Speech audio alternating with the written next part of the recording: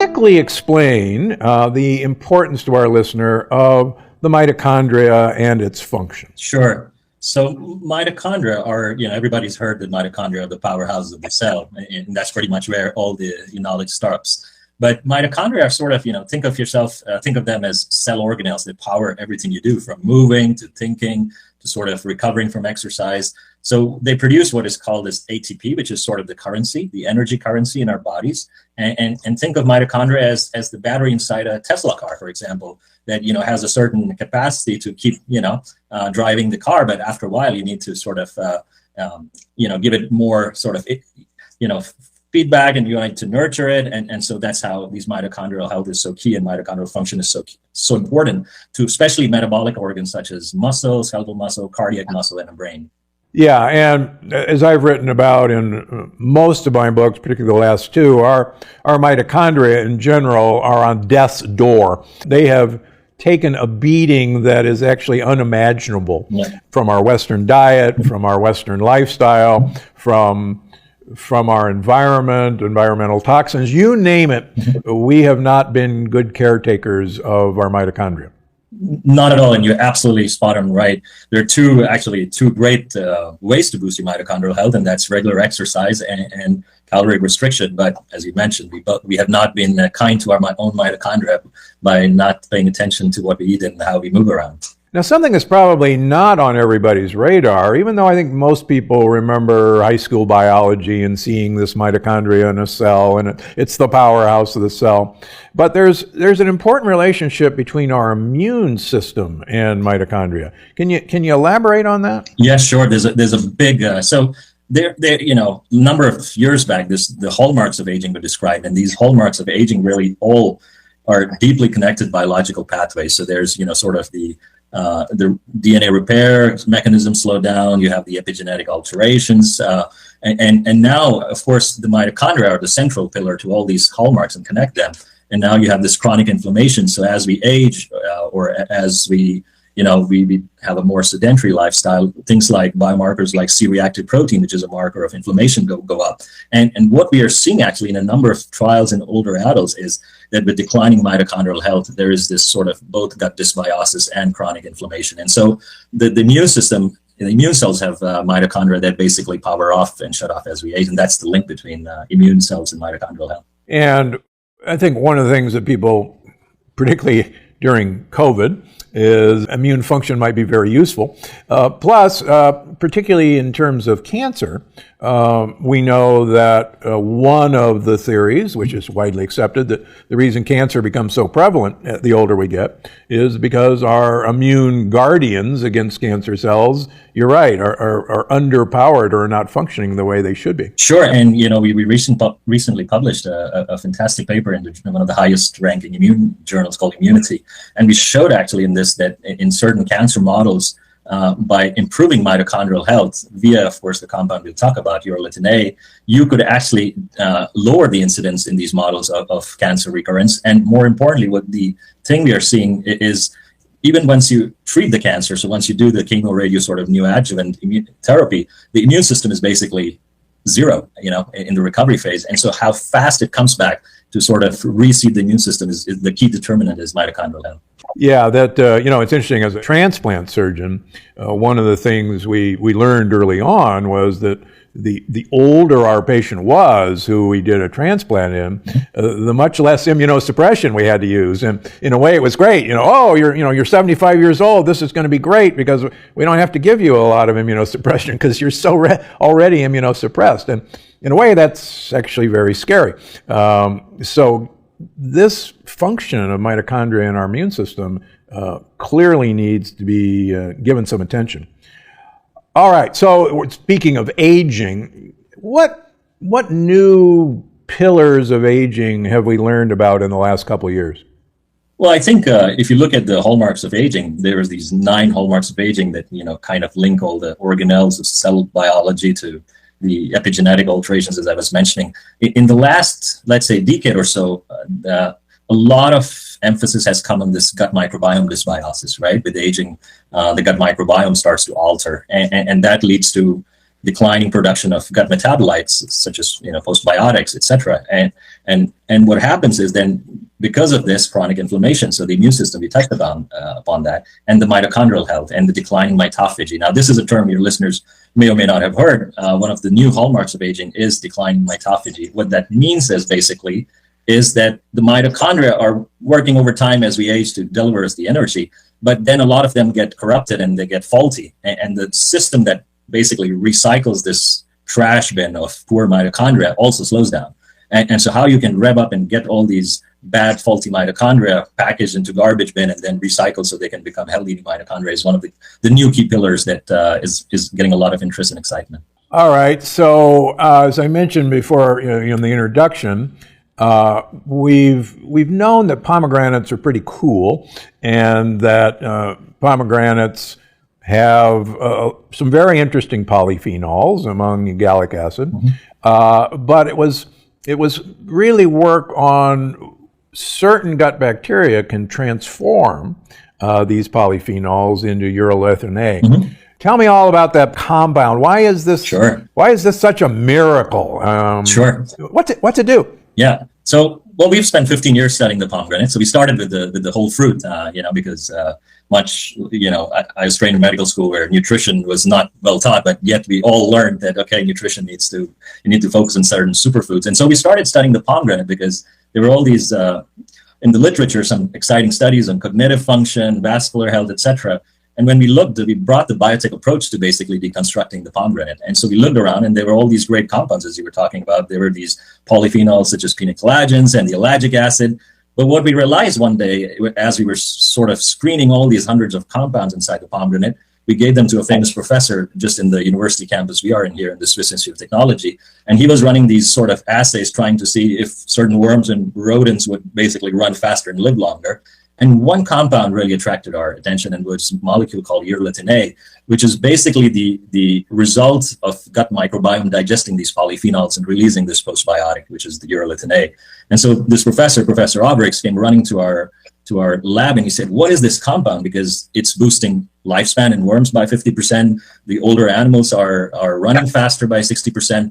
And so that's really the whole journey of the last 10 years for us. We got more interested into urolithin A, and we started studying in different human populations its producer status. So in terms of what is the percentage of population and people actually making the molecule, we looked in the French were doing better, 30 to 40%, and I'm guessing because French are probably eating a lot of fermented food, etc. Then we looked in the American population and the Canadian population. It was much lesser, 10 to 15, 20%. Probably, again, a mix of diet and sort of physical activity contributing to it. And that's led to, us synthesizing the molecule and starting to directly supplement in randomized trials in humans, in older adults, in overweight adults, and really seeing these remarkable effects on muscle health translate into humans with improved endurance and improved strength. So how exactly does it work? I mean, it's great that I'm going to have stronger muscles and I, might live longer. What is it doing at the mitochondrial level? Yeah, sure. Yeah, so the first studies we did was we were looking in older adults, and we took about 70, 75-year-olds who had been running half marathons and training for half marathons all their out of life, for example, and we took little chunks of their muscle. So this procedure called is a muscle biopsy, where you can take small chunk and look into how the mitochondria are behaving in the muscle tissue. And then we went and we took age-matched 70, 75-year-olds who were really what we call as frail, and they were sedentary. So they didn't have good functionality. They didn't have very good levels of physical activity, and they had lower muscle strength for sure. And we looked in the same way into their skeletal muscle tissue. We saw that both mitophagy and mitochondrial health was super compromised in the frail people. And so we took these same people, the sedentary, frail people, and we started supplementing them with urolithin A as a first randomized trial. And we saw when we took 4 weeks after, again, these muscle biopsies, we saw a big signature of improved mitochondrial health that was mimicking basically months and years of exercise. So basically, it's hitting the same pathways of improved mitochondrial health and enhanced mitophagy that, for example, a 6-month aerobic exercise regimen would give you. So it's basically biologically hitting the same pathways. Oh my gosh, you mean exercise in a jar? I don't think I can put that claim, but scientifically and biologically speaking, yes, the pathways are pretty much similar to trials done in humans with aerobic and resistance exercise and with calorie restriction. So they all sort of point towards improved mitophagy and improved mitochondrial health.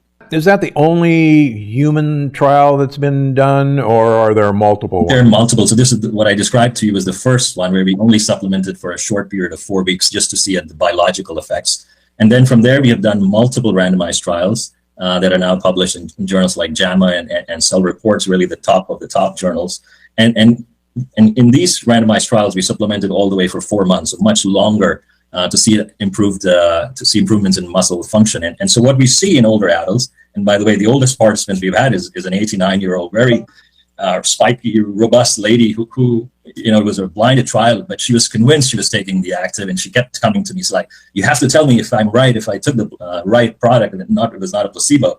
And when we unblinded, she wasn't the active, so she actually felt more energy. She felt resistance to fatigue. So what we are seeing actually in older adults is improved endurance and more energy, and these people can do exercise longer. In little younger populations, so like the 50 and the mid 50-year-olds who are also a bit sedentary, we have done another trial where we see improvements in things like VO2 max. So this is a marker of kind of de facto marker of improved mitochondrial health. We also see improvement in a test that a lot of clinicians use called the 6-minute walk test, which is basically measures how much of a distance you can walk in 6 minutes. So we see about a 10% increase there. And then, of course, the muscle strength is a standout improvement we see in these trials. So, and you mentioned the cancer trial. Yeah. Again, that's you find is because of the improved mitochondrial function in the immune cells? Yeah, so this is a clinical trial that was published. We are now translating these findings into 2 trials. So the effect is primarily, even in the immune cells, is because of improved mitophagy. Now, what happens in the immune system, there's a very specialized cell called a memory T cell. And this is a cell that basically has an imprint or sort of a memory of how cancer cells look like or how viruses look like, etc. So what we see basically is that mitophagy is compromised in cancer patients and cancer models in this particular memory T cell. And by supplementing with the postbiotic urolithin A, we are reactivating mitophagy in this memory T cell, and that contributes to better immune function, that contributes to clearance and better sort of recovery from the cancer and cell that comes on the immune system. I want to backtrack for a second because you're using the term postbiotic, Yeah. something that I've written about in my last 2 books extensively. But most people know probiotics, friendly bacteria. They know hopefully prebiotics, what friendly bacteria like to eat. Mm-hmm. But this concept of postbiotics is, for most people, they either haven't heard of it or, well, what the heck is that?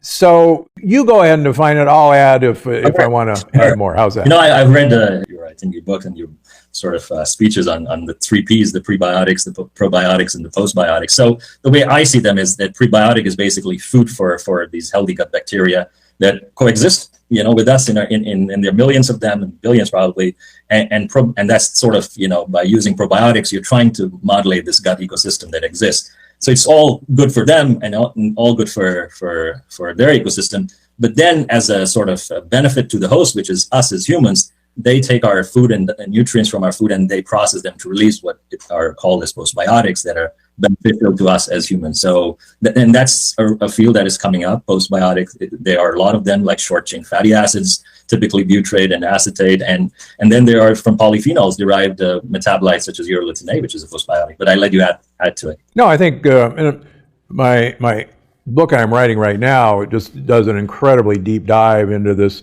incredibly complex ecosystem that, we're just now beginning to understand, because it's, the amount, if you actually look at, at PubMed searches about the gut microbiome in like 2006, there's maybe, 1,000 searches, and now, there's 30,000, and it goes on and on. So what I think is fascinating is that these are communication systems that we now know exist between the gut microbiome and their host, us, and we are actually dependent on these messages, these postbiotic signaling molecules. And what's, I think, exciting, particularly for urolithin A, is, pomegranates got lots of really cool polyphenols, and there's history of how important pomegranates are in various, brain health, heart health. But what you mentioned before is, particularly here in the West, America and Canada, we're screwed because we don't have the probiotics that are able to take the prebiotics in pomegranates and make the active postbiotic compound that's going to do all this good stuff. Yeah, that's, and we're not. And you're right. We're not the French. well, the Swiss are actually very close. The story I tell, and it's my personal experience. I can personally, I grew up in India, where there's rampant use of antibiotics. So for everything, when I was probably a kid with a little flu here and there, everything was antibiotics, right? So my microbiome just never recovered.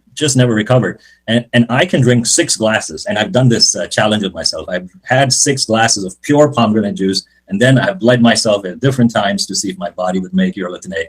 Guess how much it makes? 0. Because, well, maybe there is hope if I eat a lot of fiber. Maybe I figure out, and we have spent years trying to figure out what's the right mix of probiotics that will basically do the conversion. And the answer is it's very complex. The ecosystem is so complex. We have gone in and taken people, these lucky 10, 20, 30% people who are producers. We have really taken their stool samples, and we have really done a high throughput gut microbiome sequencing. We don't know. What we do see is that they have a very rich and diverse microbiome, which is rich in things like Akkermansia, which now is also, you hear it so much. But, to get there, you need to somehow, you need to give your system eat better, exercise, and then probably third pillar is what we're talking is supplementation for cellular health and postbiotics. All right, so that's why Timeline and MitoPure exists. The workaround you guys have synthesized. So what is MitoPure? How does it work? Yeah. So MitoPure is the trade name for our proprietary urolithin A, which we synthesize with a patent-protected methodology, and it's 99.9% identical to the natural molecule. So the workaround is essentially, and we have actually even in the works of developing a small health kit where people can actually measure themselves in a lab or in a clinic if their body is actually, if you can. So what we do is we send you the pomegranate juice, you take the challenge, you just take a few drops of blood from your fingertip, put it on a card, and we can tell you if your body is already conducive to making urolithin A or not. And then you take the direct supplementation. So you take a dose of 500 milligrams of MitoPure, and then you see the change in bioavailability. And I can tell you that the average is about 6-fold higher in even people who can make it. So for people like me who don't make anything, well, you go from 0 to 400 levels of urolithin A pretty fast in about 6 hours at peak. So that's what we have done. We've basically short-circuited the whole natural process of getting it from a diet or relying on your microbiome to produce it. So everybody's going to want to know, is it a pill? Is it a liquid? Is it a powder? How can I take it? Yeah, so we started out, all our randomized trials at the start were with the pill. So, very calibrated dose of 250 milligram in each pill. So the doses we are seeing that have the best effect in clinical studies are 500 milligram. And then the gram gives even a much better response and a much quicker response. But most people do take 500 milligrams. So it's basically 2 pills. And since then, we have also gone in, and because good science and good nutrition should come with good taste as well. So we've developed a lot of food products. So there's these berry and ginger flavored powders now that you can mix in your smoothies and your high protein shakes. And there's even a product with 20 grams of whey protein, sort of hitting on muscle mass and muscle energy at the same time. So this is the whole breadth of our product portfolio, that whatever blends with your lifestyle. Now, you mentioned early that obviously mitophagy is a good thing. Yeah. Basically recycling our damaged mitochondria. And I've written about kind of the last thing you really want to do is have these mitochondria simplistically explode and throw their pieces out into the cytosol, because the membrane of mitochondria are actually engulfed bacteria, ancient. And our immune system actually views mitochondria, at least the wall mitochondria, as an evil bacteria. And it can actually produce inflammation as these mitochondria die inappropriately. So you're right, recycling these guys is really beneficial in lots of ways. Yeah. Now, you mentioned that fasting does this, and as you know, I'm a big fan of time-restricted eating, intermittent fasting. Is it the same mechanism that MitoPure hits? Yeah, so fasting induces autophagy at the high level. So autophagy is basically recycling of the whole cellular machinery, right? And a focused autophagy is what is called, we call it. If it's just focused in the mitochondrial recycling, that's what we call as mitophagy. So both urolithin A and fasting are known to induce autophagy. Now, what we see very specifically with urolithin A in different trials and different models is this unique ability to activate mitophagy specifically, right? So we have compared different markers in different experimental systems, comparing caloric restriction to supplementation with urolithin A, and it's pretty much similar in terms of autophagy even. So it's both a combination of autophagy and mitophagy. And getting back to the kind of the earlier studies, particularly in worms, worms are actually a really good model for lifespan, and actually, believe it or not, gut health. And so worms with this compound were literally living 50% longer? Yeah, one of the reasons why a lot of aging research is done in worms is they live about 20 to 25 days max tops. And so one of the most potent compounds that are known to extend lifespan do it about 20, 25%, things like resveratrol and NAD boosters.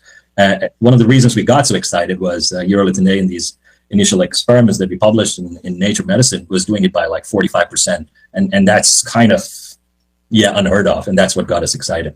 And obviously you can't make any qualifications that my taking this product now for a year and a half has already extended my lifespan by 20 years. Well, that's not what we are about. I think the goal is health span, right? We hear, exactly. Today, the whole longevity space is being split into two. One says, we want to live to 120, 130 years, which is really increasing lifespan.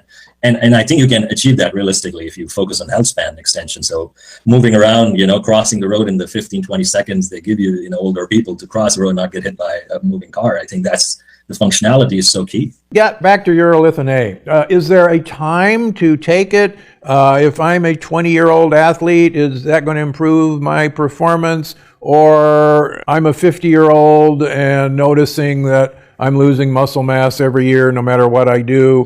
When should I start this stuff? Yeah, so, most of our early studies focus on older adults and overweight middle-aged adults because that's where we knew the mitochondria were impaired and mitochondria would be compromised, and we could detect signals to show the efficacy.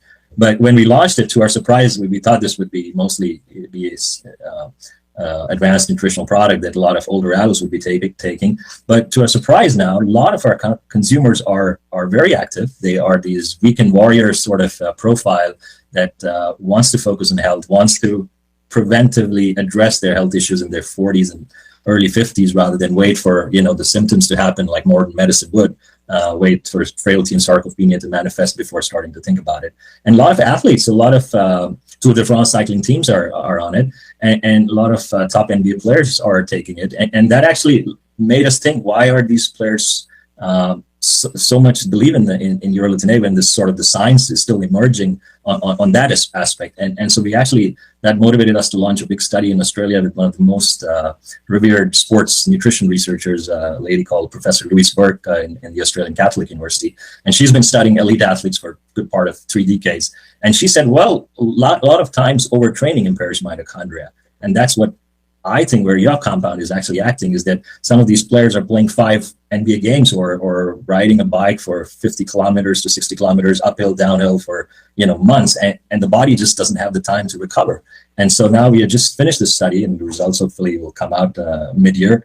It is that we think that by using the postbiotic and even elite athletes, we can blunt the muscle damage and accelerate the muscle recovery. So that's one stream of research that is happening. The other is in sort of the hospitalized patient settings. Now, each day you spend in the hospital and you put it very well, you start losing muscle mass at a very accelerated phase.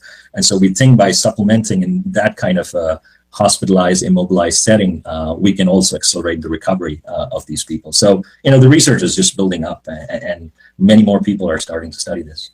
Going back a second, fasting is one way to produce autophagy. Mm-hmm. So can you combine fasting or exercise and MitoPure and get an even additional effect? Yeah, so we have done it.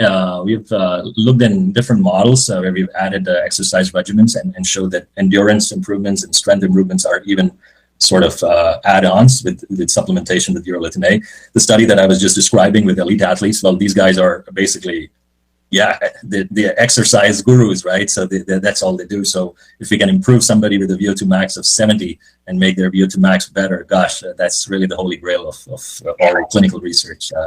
But you're right, the timing is very key as well. So fasting, overnight fasting induces autophagy, and so we use a similar approach in our trials, is that we supplement early in the morning in a fasted state, so we get the best induction of mitophagy, and that's what we even recommend consumers today, that take the pill or the powder first thing in the morning. Good point. And this all kind of started because you guys were interested in pomegranate juice. It all started with the pomegranate, the fruit and its magical healing powers and everything inside it. That's how it started. Now, there's obviously lots of other historic compounds that have purported history of health benefits, and I would assume there are other compounds that you're also interested in. Can you share any of your other research? Yeah, I mean, for example, a lot of fruits and nuts also have alligitannins, and so the body makes, the majority of the urolithin is urolithin A, but there are other urolithins that the body could make as well. There's urolithin B, C, and D, and we've looked at them. It's just that urolithin A is just so much more potent than the others, which is why, as a small research company, you can only put so many research dollars into one area. But we're now getting excited. We talked about adding on with high protein, because I think for the whole muscle space, and I've done trials looking at muscle function improvement for a good part of 2 decades, adding 20 grams of whey protein or alternative pea protein, for example, was supposed to be the only way to build muscle mass, right? And those studies wouldn't work without adding exercise regimens, because you needed to start the whole muscle protein synthesis via mitochondria, I'm assuming. And so we think that's sort of where a lot of known ingredients in the space, whether it's immune with vitamin D, for example, there's a lot of synergy with MitoPure. So that's how we are approaching it, with MitoPure as sort of the base bioactive that can boost cellular health, and then we add on well-studied, clinical research ingredients that add further benefits, and these will be products we'll be launching in the duration of the year. So have you looked at the effect of MitoPure on, say, the gut microbiome, or probably more importantly, at least to me, on the gut wall integrity? I happen to think that the gut wall is the holy grail of health span, among other things. Yeah, so we have started translating it. Most of the research, there's a lot of research emerging now with excitement, as you mentioned, around this molecule. There's a group out of US that has just basically published, and again, a very top journal, showing that the gut barrier junction was improved following urolithin A intake. And this was again done in preclinical models of inflammatory bowel disease and colitis and Crohn's disease, where they basically showed that supplementing with urolithin A was improving gut barrier junction, and a lot of it was hitting on all these sort of leaky gut sort of barrier, that gets compromised with aging again. And so this is leading to a human translation, where we're starting to think of how to translate this in people who have irritable bowel syndrome, or even inflammatory bowel disease. So that's the one area we are actively looking at, as you mentioned. And the other that excites us, just because the science is coming from the National Institute of Aging and the Buck Institute of Aging, is the potential urolithin A as a molecule has on improving brain health and really counteracting neurodegeneration. And they've screened thousands of compounds, and they've found that basically urolithin A is the top that prevents by activating mitophagy again. It's going to work from top to bottom, is what you're going to. It's going to work wherever there is an organ and linked to high metabolic demand, which is either a skeletal muscle, B, could be the cardiac muscle, or the gut, as you were talking about. But the brain cells have thousands of mitochondria, and they get compromised. All right. So what makes MitoPure? Well, what makes a difference is, my answer is a twofold answer. One that makes a difference is that probably there are very few compounds that people have studied and put the efforts to study it with the biotech approach for 15 years. And only when they believed that this molecule had health benefits have we brought it from the bench scale to, the human research, to the breakfast table, as I say, of people now, that people can, take it in their daily routine. And the second is that it's such a safe molecule. It's a natural molecule. It has been evolutionary, been present in through our diet. And of course, a lot of us have lost the ability to make it. And it's a very unique mitophagy activator, which is such a well-conserved anti-aging pathway that There are other mitochondrial nutrients that are known to, let's say, improve energy production, like CoQ10 and L-carnitine, for example. Then there is the biogenesis side of mitochondrial improvement, where you can take resveratrol or certain NAD boosters like nicotinamide riboside. But those will, in my opinion, will only work if you take out your trash bin, right? You can't keep putting more trash and suddenly expect that, it will clear away and there'll be empty space to have healthy mitochondria. So that's where I think this is so unique, is that it takes out your trash, basically, and that allows newer healthy mitochondria to come in.